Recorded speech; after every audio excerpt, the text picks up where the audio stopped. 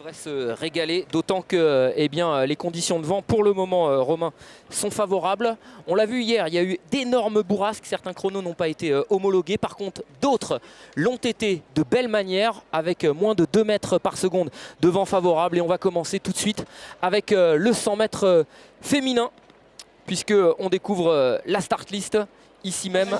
Et on vous l'a dit, une vraie favorite, elle est aujourd'hui présente au milieu de la piste. C'est bien sûr Orlan Ombissa Dzangé, alors que l'on découvre Ayodele Ikwessan au couloir numéro 1.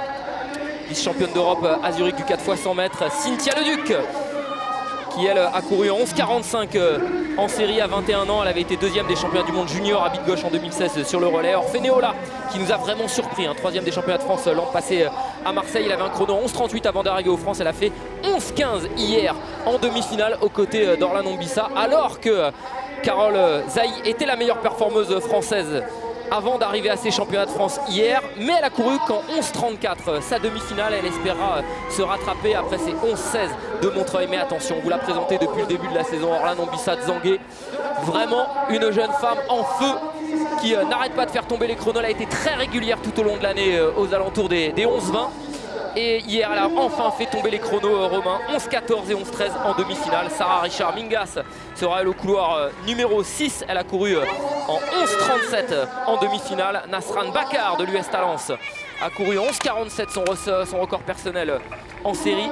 Elle qui avait été championne de France nationale cette année et l'année dernière. Enfin, Estelle Raffet, membre du relais 4 x 100 français, troisième des championnats du monde junior à bite gauche en 2016 sur le 200 mètres, sera elle au couloir numéro 8 avec un 11,54 en demi-finale. Elle qui a couru 11,49 cette saison, son record personnel.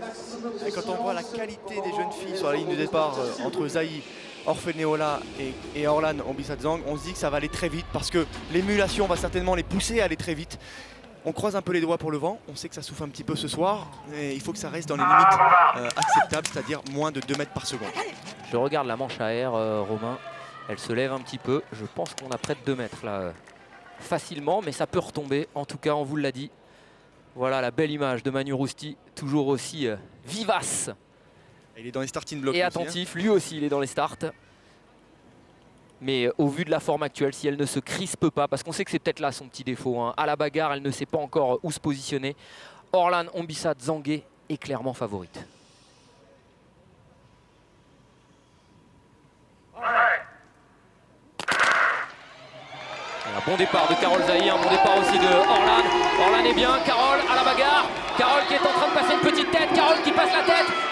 Et Carole Zaï qui va aller s'imposer, mais le chrono est bon! Le chrono est bon! 11,01, malheureusement Romain, je vous le dis dès maintenant, ça ne sera pas homologué avec 2,4 mètres de vent par seconde dans le dos, mais 11,01 pour Carole Zaï.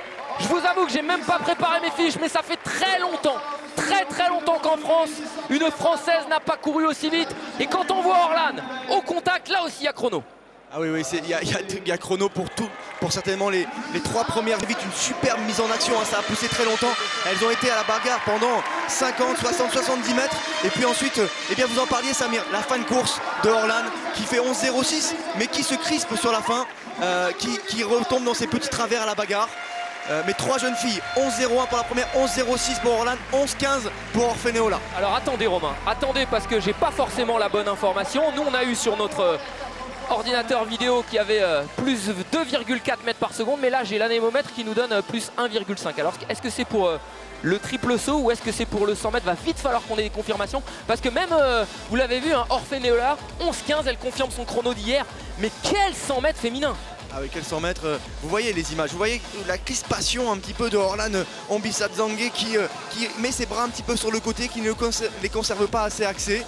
Forcément, ça crispe un peu sa foulée. Et au contraire, Carole Zaï qui reste bien dans l'axe. Oh les chronos, regardez-moi ça! Regardez-moi ça, on va vite attendre le vent Romain, parce qu'en 11,01, et je vous en parlais hier soir au téléphone, 11,06 pour Orlan Ombissa, ça y est, franchement nos Françaises, elles sont maintenant médaillables avec des temps comme ça. Elles sont médaillables. Oui, effectivement, si on regarde les chronos, alors forcément il y a